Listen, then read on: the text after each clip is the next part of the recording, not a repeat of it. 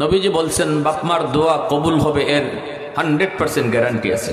গ্যারান্টিটা আমি দিছি না রসুল দিছেন? আরো জোরে বলেন, আমি দিছি না রসুল দিছেন? আল্লাহ রসুল দিছেন। তাহলে কোনো সন্দেহ আছে? জোরে বলেন।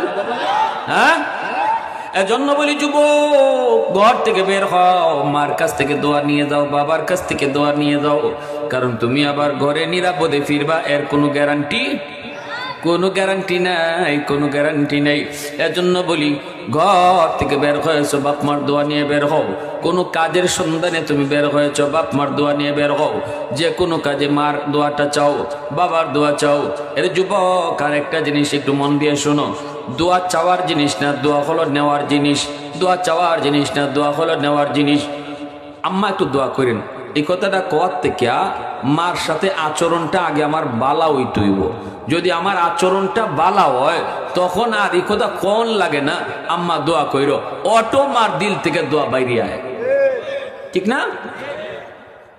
আমি মারে কষ্ট দিলাম, মারে সাতাইলাম, বউয়ের কথায় মারে বকাবকি করলাম, কিন্তু মার কাছ থেকে আবার দোয়াও চাই, আম্মা দোয়া কইর।